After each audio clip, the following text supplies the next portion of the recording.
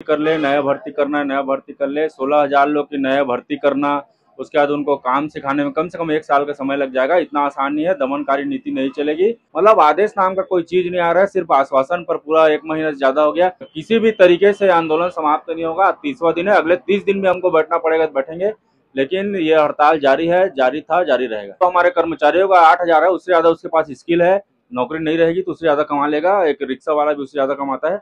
हमको डराने की कोशिश नहीं करे सरकार, चाहे जो करना है कर ले। नया भर्ती करना है, मैं बोलता हूँ पूरे 16,000 लोग को नया भर्ती निकाले, नए लोग को मौका दे।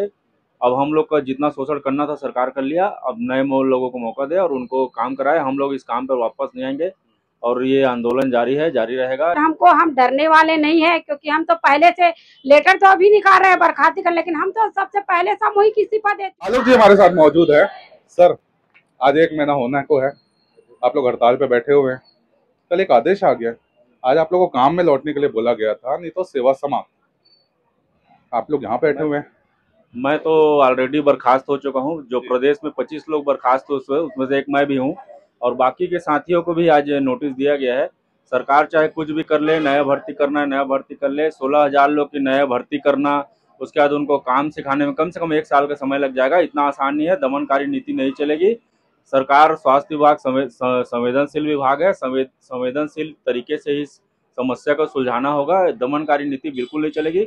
और जो जैसे कि जो आदेश आया उसमें भी आप लोग देख रहे होंगे कि जो 5 पॉइंट उसमें बताया गया, उसमें भी पूरा घुमा चुमा के जैसे कि 5% वेतन वृद्धि, 27% की बात हुई थी, उसमें 5% वेतन वृद्धि की बात हो रही है। उसमें भी सैद्धांतिक सहमति मिली हुई है, वित्त विभाग, ये सब लिखा हुआ है।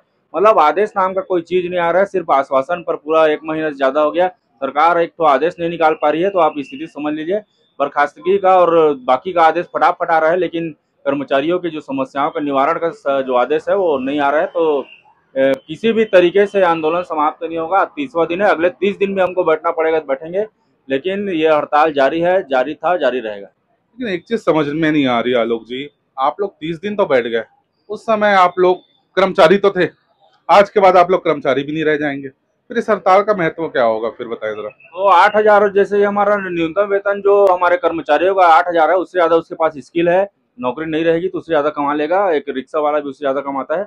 हमको डराने की कोशिश नहीं करे सरकार, चाहे जो करना है कर ले। नया भर्ती करना है, मैं बोलता हूँ पूरे 16,000 लोग को नया भर्ती निकाले, नए लोग को मौका दे। अब हम लोग का जितना शोषण करना था सरकार कर लिया, अब नए लोगों को मौका दे और उनको काम कराए। हम लोग इस काम पर वापस नहीं आएंगे और ये आंदोलन जारी है, जारी रहेगा। ये एकदम वाजिब मांग है। जब बीजेपी के बड़े बड़े मंत्री, विधायक हो गए, सांसद हो गए, वो लोग समर्थन कर रहे, तो सरकार को समझना चाहिए। चुनाव के समय में अगर आंदोलन होता तो समझ में आता कि चुनाव का लाभ उठाने के लिए हो रहा है, लेकिन ये सिर्फ एकदम मजबूरी है। हम लोग मजबूर हो चुके हैं, हमारा घर चलाना मुश्किल हो गया है, इसलिए आंदोलन जारी है। विगत 30वां दिन है। विगत 30 दिन में हमारे 3 कर्मचारी का देहांत हो गया, उनका परिवार पूरा रोड में आ गया, न पेंशन मिलता, न अनुकंपा नियुक्ति मिलती। तो एकदम से ज़्यादा शोषण की पराकाष्ठा है। 20 साल का समय छोटा मोटा समय नहीं है। तो मैं बता रहा हूँ, एकदम त्रस्त है कर्मचारी, आक्रोशित है, इसीलिए इतना बड़ा आंदोलन हुआ है। अधिकारी लोग को चाहिए कि संवेदनशील इस समस्या का समाधान करना चाहिए। संवेदनशील ही तो नहीं हो रहे, ना सरकार हो रही है ना आप हो रहे हैं। 30 दिन से आप लोग यहाँ बैठे हुए हैं। जो पेशेंट है, हालत देखिए आज अस्पतालों की क्या हो चुकी है। बघेरा में ताला लग गया है, बोरसी में ताला लग गया है, सब जगह पे पेशेंट परेशान हो रहे हैं। इमरजेंसी की स्थिति बनी हुई है। जिनके पास पैसे नहीं वो जिला अस्पताल आया करते थे, अब तो उनको भी मजबूरी में प्राइवेट जाना पड़ रहा है। मुंह मांगी कीमत पे उनको फीस पटाना पड़ रहा है। कैसे ये सहमति बनेगी और आप लोग काम पे लौटेंगे, ये जरा बताएं। सब लोग अगर इसके लिए शासन प्रशासन जिम्मेदार है, हम लोग की जिम्मेदारी बिल्कुल नहीं है। 20 साल में पहली बार इतना बड़ा आंदोलन हुआ है। हमारे एनएचएम, हमारे राष्ट्रीय स्वास्थ्य मिशन कर्मचारी मैदानी कर्मचारी है, काम करने वाले लोग हैं हम लोग, हड़ताल करने वाले लोग नहीं है। लेकिन जब हमारे घर का पेट नहीं चल रहा है, हमारे बच्चे को हम पाल नहीं पा रहे हैं, तो इस टाइप का आंदोलन जन्म लेता है। ये जन आंदोलन बन चुका है। और हमने तो पहले भी 1 दिन का, उसके बाद 2 दिन का किया, 170 बार हमने ज्ञापन दिया। हमारी चप्पलें घिस गई ज्ञापन देते देते, कोई सुनवाई नहीं हुई। बीजेपी के जितने मंत्री और अभिमंत्री हैं जितने, वो हमारे पंडाल में आके हमसे वादा किए थे 100 दिन में आपकी समस्या का समाधान करेंगे, आपको नियमितीकरण के लिए आपकी कमेटी बनाई जाएगी, उसमें आपके सदस्य रहेंगे। लेकिन स्वास्थ्य विभाग ने तो रायपुर में जाके आप लोगों से मिले, वहां पे जो स्वास्थ्य कर्मी जो हड़ताल पे बैठे हुए थे, बोले कि मैं बोल रहा हूँ, मैं मंत्री हूँ, प्रदेश का स्वास्थ्य मंत्री भी हूँ, मैं बोल रहा हूँ कि आप लोग की 5 मांगे हमने मान ली है। आदेश जो आप लोग बोल रहे हैं लिखित में दीजिए, उसमें थोड़ा समय लगता है, अलग अलग विभागों में जाता है कानून, उसके बाद वो आएंगे, आपको 5 पॉइंटों का जो चाहिए आदेश का कॉपी वो मिल जाएगा, लेकिन तब तक तो काम में पहुंचे, तो वो क्यों नहीं आप लोग भरोसा कर पा रहे हैं उस बातों पे? 20 साल से हम लोग आश्वासन पर ही हम लोग खत्म करते आए हैं। कोविड मीडिया के सामने बोल रहे हैं ना मंत्री, कोविड के सामने मीडिया में भी कई बार बोल चुके हैं। एक आप खुद सोचिए, 30 दिन में एक आदेश नहीं आ पा रहा है। स्वास्थ्य मंत्री जैसे इतने बड़े मंत्री हैं, वो विभाग के अधिकारी लोग पूरी तरह से गुमराह। चाहे तो 5 मिनट में कुछ भी कर सकते हैं। दूसरे राज्यों में दुनिया भर की सुविधाएं मिल रही है, सिर्फ छत्तीसगढ़ में क्यों नहीं मिल पा रही है? इसके लिए मंत्री जी को ध्यान देना पड़ेगा। एक आखिरी सवाल, सच सच बताइएगा, किसके बस की बात है आप लोग को नियमित करने का अभी हाल फिलहाल में? हम लोग अभी नियमित कर दो नहीं बोल रहे हैं, हम लोग नियमित करने के लिए समय देने को तैयार हैं, लेकिन कम से कम ग्रेड पे, जो कि हमारा 2019 से बना हुआ रखा है। कई बार कमेटी बन गई, अनुशंसा हो गई। इस सरकार ने भी उसके लिए कमेटी बनाई थी, हमारे प्रदेश अध्यक्ष उसके समिति के सदस्य थे, और उसकी भी अनुशंसा हो चुकी कि इनका ग्रेड पे लागू होना बहुत अनिवार्य है। छत्तीसगढ़ में ही दूसरे संविदा कर्मचारियों का ग्रेड पे लागू है, क्योंकि उसमें क्या है, जैसे जैसे महंगाई बढ़ता है, महंगाई भत्ता मिलता है उनको, तो संविदा में ही भी ये लागू है। तो सिर्फ एनएचएम कर्मचारियों के साथ इतना ज्यादा लगातार शोषण हो रहा है हमारा, तो कम से कम ग्रेड पे अगर हमको पर अगर कोई बात हो जाए तो हम लोग, मैं बता रहा हूँ, मैं गारंटी ले रहा हूँ कि इस आंदोलन को आज ही हम लोग समाप्त कर देंगे। लेकिन ग्रेड जिले का तो समाप्त, दुर्ग नहीं, पूरे प्रदेश का मैं जिम्मेदारी ले रहा हूँ। अगर ग्रेड पे हमारा आज आ जाए तो मैं पूरे ये आंदोलन का आज यहीं पे हम लोग स्थगित कर देंगे। तो ये थे आलोक जी, दुर्ग जिले पे नेतृत्व कर रहे हैं एनएचएम कर्मियों का। दीदी है, दीदी कल तक स्वास्थ्य कर्मी थे, आज बर्खास्त हो गए, क्योंकि आज आप लोगों को काम में लौटने बोला गया था, और आप लोग यहीं बैठे हुए हैं, अब बर्खास्त हो गए हैं, क्या कहेंगे? अब हम लोग तो बर्खास्त हो गए हैं। अब एक ही चीज हम लोग मांग करना चाहते हैं अपने राज्यपाल जी से, इच्छा मृत्यु की बात हो रही है। अब हमारे पास तो अब कुछ चीज बचा नहीं है, तो हम इच्छा मृत्यु की ही मांग करेंगे, और कुछ नहीं है हमारे पास कहने के लिए। इच्छा मृत्यु से क्या हो जाएगा? नुकसान तो आप ही को है। हाँ, नुकसान वाली बात क्या है, जब जीने खाने के लिए कुछ है नहीं है तो जी के भी क्या करेंगे? वही तो हमारा लास्ट ऑप्शन ही है ना, इच्छा मृत्यु। आप लोगों ने हर तरह का प्रदर्शन कर लिया इन 30 दिनों में, बारिश देख ली, धूप देख ली, गर्मी देख ली, सरकार को नहीं देख पाए आप लोगों ने। सरकार के कोई बाशिंदे नहीं आए हैं और आप लोगों से बात नहीं हुई। जो भी बात हुई रायपुर में हुई, लेकिन वहां पे भी बात नहीं बन पाई। अब बात कैसे बनेगी? क्योंकि आज तो आदेश आ गया है, कल आज आप लोगों को काम में लौटना था, और अब तो ये भी बोल रहे हैं कि काम में नहीं लौटेंगे तो नई भर्ती कर लेंगे। तो डराने की कोशिश है, क्या है ये जरा बताएं। अब वो डरा ले शासन प्रशासन हमको, हम डरने वाले नहीं है, क्योंकि हम तो पहले से लेटर तो अभी निकाल रहे हैं बर्खास्ती कर, लेकिन हम तो सबसे पहले सामूहिक इस्तीफा दे चुके हैं। जब हमारे पदाधिकारी गण है, हमारे प्रांतीय बोले, राज्य का जिले का बोले, उसको तो बर्खास्त कर दिए थे, हम तो उसी समय अपना सामूहिक इस्तीफा दे दिए थे। तो सामूहिक इस्तीफा देने के बाद और क्या बर्खास्ती का हमको नोटिस दे रहे हैं? किस बात का दे रहे हैं? उसका तो कोई चित्त ही नहीं बचता है कि बर्खास्ती का हमको अभी 1 महीने का समय दे और करे। और नया भर्ती अगर कराना इतना आसान है तो 16,000 कर्मचारियों को भर्ती करके दिखाए। स्वास्थ्य व्यवस्था अभी मात्र 30 दिन में ऐसे चरमरा गई है जिसको तो सुधारना भी मुश्किल हो चुका है, ठीक है ना। अब इसको सुधारना मुश्किल हो गया तो नई भर्ती करेंगे तो जो नए कैंडिडेट आएंगे उसको तो सिखाने में वही समय लग जाएगा। तो जो स्वास्थ्य नई भर्ती करेंगे तो यहाँ तो इतने बेरोजगारी बढ़ी हुई है देश में कि 16,000 पे तो 1.5 लाख लोग यहाँ पे अप्लाई करने को तैयार है। तो आप लोग को डरना चाहिए इस चीज को लेकर कि नई भर्ती निकल गई तो आप लोग की जो बची कुछ नौकरी है वो भी चली जाएगी। हमको मिल रहा वो भी ना, उस नौकरी का डर रहता तो हम आज इस हड़ताल में बैठते ही नहीं। सब बात की एक बात। आलोक जी कुछ कहना चाह रहे, बताएं। मैं ये बोलना चाह रहा हूँ कि जो ये दमनकारी नीति चल रही ना, उसके खिलाफ पूरा का पूरा छत्तीसगढ़ जितने कर्मचारी संगठन है पूरे लामबंद होने वाले हैं। अभी तो सिर्फ हम लोग एनएचएम के कर्मचारी लोग अभी रोड में है। कल हमारी बात हो गई है, सीडा के जितने डॉक्टर है पूरे अब अनिश्चितकालीन आंदोलन पे हमारे समर्थन पे आएंगे। इस तरह की दमनकारी नीति बिल्कुल नहीं चलेगी। सरकार अगर इस टाइप का करेगा तो फिर उसके बाद क्या होगा इसको हम लोग भी नहीं जानते। मेडिकल एसोसिएशन वाले को यह है कि आप लोग को समर्थन, रेगुलर कर्मचारी संघ भी समर्थन में है, वो लोग भी अब हमारे साथ आके पंडाल में बैठने वाले हैं। आज फेडरेशन के लोग भी आज आधे टाइम का छुट्टी लेके आने वाले हैं। सर्व विभागीय संविदा कर्मचारी संघ वो पिछले दिन हमारे यहाँ पंडाल में आके बैठे थे। तो ऐसा नहीं है कि हम लोग अकेले हैं, पूरा का पूरा कर्मचारी वर्ग, अगर एक भी कर्मचारी वर्ग के ऊपर अगर दमनकारी नीति अपनाई जाएगी तो इसे पूरे के पूरे कर्मचारियों के ऊपर दमनकारी नीति समझा जाएगा और पूरे के पूरे लोग रोड बैठेंगे। तो फिर क्या होगा इस शासन का और सरकार का, वो सरकार जाने। और स्थिति गंभीर होने वाली है, मैं बता रहा हूँ, एकदम से गंभीर ही होगी। ये क्या बोलते हैं, बर्खास्त कर देंगे, ये कर देंगे, ये बोल के ना उल्टा बता रहा हूँ, गुमराह किया जा रहा है पूरी तरह से और आक्रोशित करने का प्रयास किया जा रहा है। कर्मचारी एकदम से आक्रोशित हो गए तो फिर क्या होगा हम लोग भी नहीं जानते। तो झुकने को दोनों पक्ष तैयार नहीं है, ना सरकार और ना ही एनएचएम कर्मी। दिव्या जी हमारे साथ मौजूद है, महिला होके आप यहाँ पे नेतृत्व कर रही है, एनएचएम कर्मी भी हैं।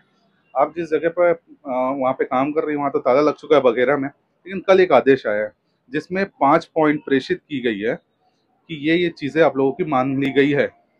उसके बाद भी आप लोग आज हड़ताल पे बैठे हुए हैं। छोड़ दीजिए ना हड़ताल, लोग परेशान हो रहे हैं।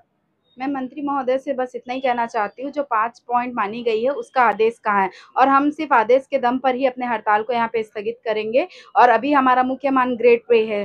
सर मैं बता देना चाहती हूँ 20 वर्ष हो गया और अभी तक हमारा ग्रेड पे नहीं बना है। बहुत दयनीय स्थिति है। हम इतने सीनियर होके जो हमारे जूनियर जो अपॉइंट होते हैं उनकी और हमारी सैलरी एकदम बराबर होती है। ये कहाँ का न्याय है? हमारी सीनियरिटी बेस पे भी हमारी सैलरी और जो ग्रेड पे निर्धारण होना बहुत ज्यादा जरूरी है। उसके बिना सिविलियन कल तक तो आप लोग नियमितीकरण की मांग को लेकर एकदम मजबूती से खड़े थे।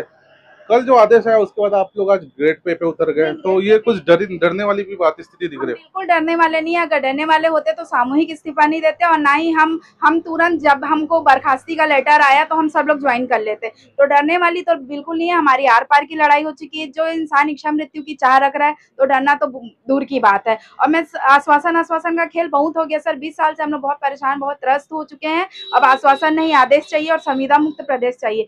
और जो शासन है वो आश्वासन और कमेटी, इतनी बार कमेटी का गठन हुआ है लेकिन उसका जो जीरो आता है, उसका जो भी रिजल्ट है, रिपोर्ट है, वो जीरो है। तो इतना छलावा, ये जो आश्वासन और जो कमेटी है, छलावा लॉलीपॉप के अलावा और कुछ भी नहीं है। तो हम सब जो ग्रेड पे का तो 5% बढ़ाया गया, ऐसा कुछ आदेश में लिखा हुआ है, वो क्या है जरा? वो जो पिछली जो सरकार है 2023 में जो 2023 में जो हम अनिश्चितकालीन आंदोलन किए थे, उसमें जो भूपेश बघेल कांग्रेस की जो सरकार थी, उन्होंने घोषणा किया था कि सभी अनियमित कर्मचारी लोगों को 27% दिया जाए। और उसमें हम अनियमित कर्मचारी के बैनर तले हम अपना हड़ताल किए थे। उसमें एनएचएम की संख्या सबसे ज्यादा थी। सारे विभाग को वो 27% का लाभ मिला है, सिर्फ एनएचएम को छोड़ करके। तो एनएचएम के लोग ऐसा क्या किए हैं, जबकि स्वास्थ्य विभाग सबसे मुख्य विभाग होता है, रीढ़ की हड्डी कहा जाता है। रिस्क फैक्टर में कल सभी जगह खबरों में आ रहा था 1 जुलाई 2023 को ग्रेड पे आप लोगों को 5% बढ़ा के दिया जाएगा। ये क्या है जरा समझाइए, समझ में नहीं आ रहा, ये जरा समझाइए। ग्रेड पे अलग है, और जो 27% है, जो 27% माननीय मुख्यमंत्री, पूर्व मुख्यमंत्री जो भूपेश बघेल जी के द्वारा सभी अनिश्चित कर्मचारी, संविदा कर्मचारियों को दिया गया था, वो 27%। और ग्रेड पे एक पे स्केल होता है जिसके आधार पे हर किसी की सैलरी डिसाइड होती है सर। हर किसी के कैडर की सैलरी डिसाइड होती है। वो भी नहीं मिला 5%। 5% अभी बोला गया है, लेकिन अभी उसका आदेश नहीं किया गया है। और मैं ये कहना चाहती हूँ, जब सारे विभाग को 27% मिला तो स्वास्थ्य विभाग को 5% क्यों? स्वास्थ्य विभाग से इतनी क्यों दुश्मनी की हर चीज में हमको तरसाया और तड़पाया जा रहा है। अच्छा, कुछ लोग और मौजूद हैं भैया। 30 दिन से आप लोग हड़ताल पे बैठे हुए, दुनियादारी है, पंडाल लगे हुए हैं, साउंड सिस्टम लगा हुआ है, खाने पीने का भी आप लोगों का व्यवस्था रहता है, ऑलरेडी आप लोगों का तनख्वाह इतना कम है, तो ये सब अरेंजमेंट कौन कर रहा है आप लोगों के लिए? 30 दिन से आप लोग इतने प्रमुखता से कैसे बैठे हुए हैं यहाँ पे? देखिए सर, जब इंसान मजबूरी में आता है, हर किसी को अपने जॉब से आज बहुत प्यार है, हमको भी प्यार है, सबको प्यार है, लेकिन जब लगातार शोषण होता है तो उसी चीज से घृणा होना लग जाता है। और आज हम यहाँ पे इतना मजबूर, इतने सरकार अगर हमको जॉब से हटाने की भी बात कर रहे हैं, फिर भी हम यहाँ पे बैठे हैं। आप हम लोग की मनोदशा को समझिए कि हम लोग कितने शोषण के शिकार हो। मेरा सवाल ये था, ये सब खर्चे कहाँ से हो रहे हैं? ये जो पंडालें लगी हुई है, साउंड सिस्टम है, नाश्ता पानी चल रही है, सब कहाँ से हो रहा है आप लोग? ये जहाँ यहाँ पे बैठे सभी जो हड़ताली कर्मचारी है, उन लोग अपने तरफ से जो सहयोग राशि प्रदान कर रहे हैं, और वो देख रहे हैं कि मन संचालन में कितनी खर्चाएं आ रही है, तो उसके हिसाब से अपने तरफ से जो भी है उनके द्वारा अंशदान दिया जा रहा है, उसी से मन चल रहा है सर। जो आप लोग का सेविंग था उससे ये सारे कुछ खर्चा आप लोग कंट्रीब्यूट करके कर रहे हैं? जी सर, जो हमारी सेविंग है और जितने भी हमारे 16,500 जो कर्मचारी हैं, वो उन्होंने अपना सहयोग राशि प्रदान करके हम ये चीज को संचालित कर रहे हैं। और मैं ये कहना चाहती हूँ सर, आज हमारे पेरेंट्स जो हैं, जिनके भरोसे हम इस जॉब में सिर्फ अपनी सब्जी बदल सकते हैं, ना हम अपने बच्चे को अच्छी परवरिश दे सकते हैं, ना ही हम खुद का इलाज, अगर कल के डेट में हम सबका फ्री इलाज करते हैं, अगर कल के डेट में हमको कुछ हो जाता है तो हम अपना इलाज कर पाने में भी सक्षम नहीं है। लेकिन आज जो हमारे माता पिता जो कहीं ना कहीं सक्षम है, उनके बदौलत आज हमारी जिंदगी चल रही है। लेकिन कल की डेट में सोचो, जब हम पेरेंट बनेंगे और हमारे बच्चे हमारे पर निर्भर रहेंगे, और ये संविदा की जो नौकरी है, इसके आधार पे हम अपने बच्चों का जो सहयोग, जो हमारे माता पिता हमारा सहयोग कर रहे हैं, वो हम नहीं कर पाएंगे। आलोक जी, एक आखिरी सवाल आपसे करना है, कुछ चीज जाननी थी।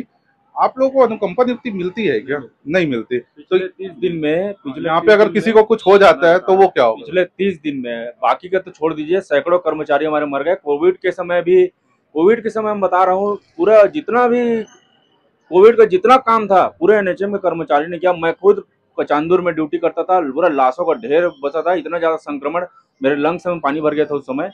तो मरते मरते तो मैं खुद बचा हूँ, कई लोग मर भी गए। अभी इस हड़ताल अवधि में 30 दिन में हमारे 3 कर्मचारी मर गए, उनका परिवार रोड में आ गया। आप खुद सोचिए, एक कमाता खाता घर का सदस्य जब चले जाता है तो उसे घर क्या स्थिति होता है। 3 कर्मचारी हमारे काल कलवित हो गए। एक जगदलपुर में हो गया, एक कोरबा में हो गया, एक जगह हो गया। तो उनका पूरा परिवार रोड में आ जा रहा है। मध्य प्रदेश में संविदा कर्मचारियों को लिए जो राष्ट्रीय स्वास्थ्य मिशन का अनुकंपा नियुक्ति तक वहां पे मिल चुकी है, ग्रेड पे मिल चुका है, 62 साल की जॉब सिक्योरिटी मिल चुकी है। तो जब हमारा मातृ राज्य में है तो छत्तीसगढ़ में क्यों नहीं है, मेरे समझ से बाहर है।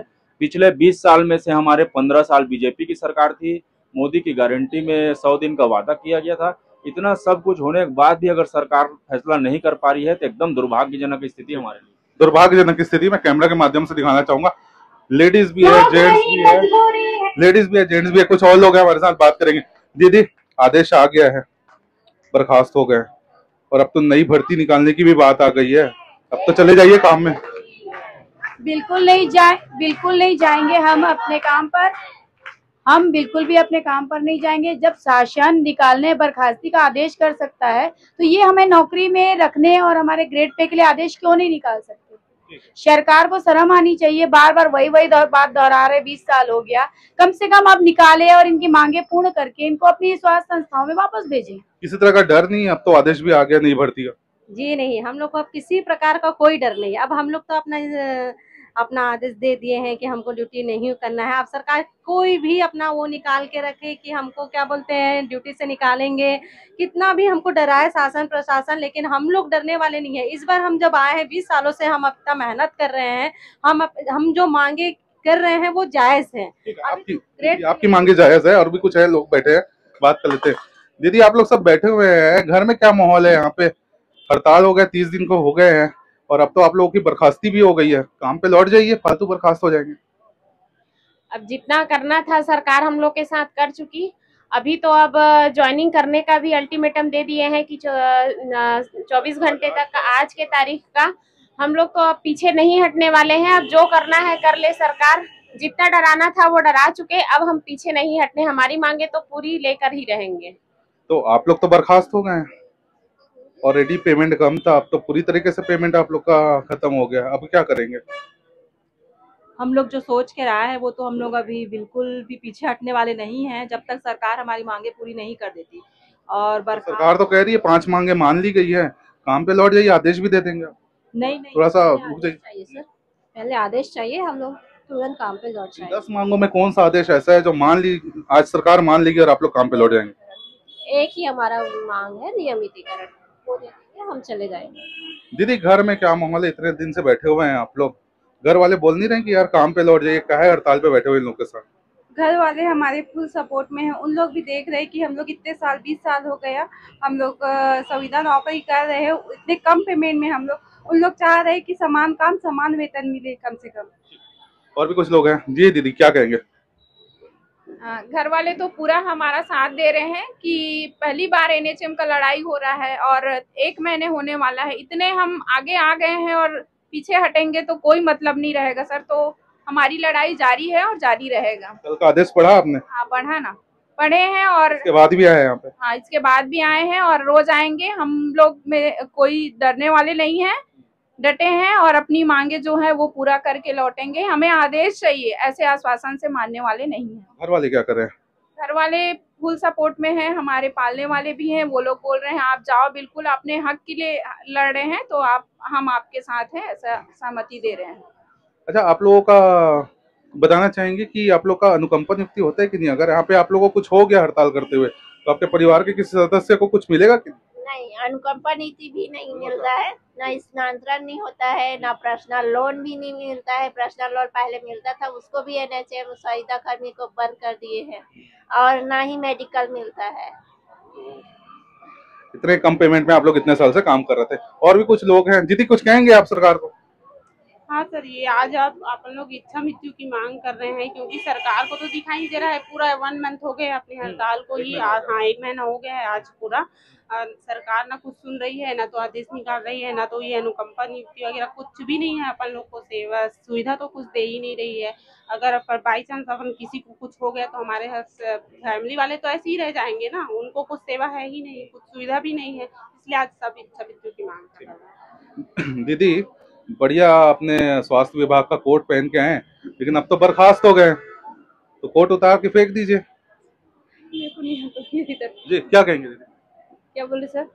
बोला कोट वगैरह पहन के भी सब आए हुए हैं यहाँ पे, लेकिन बर्खास्त हो गए हैं, तो आप लोग तो अब कर्मी है ही नहीं, स्वास्थ्य कर्मी, क्यों पहने हुए कोट? तो ये चीज मंत्री जी को समझना चाहिए ना, अगर हम स्वास्थ्य कर्मी नहीं है तो हमारे लिए बर्खास्ती का लेटर क्यों निकाल रहे हैं फिर?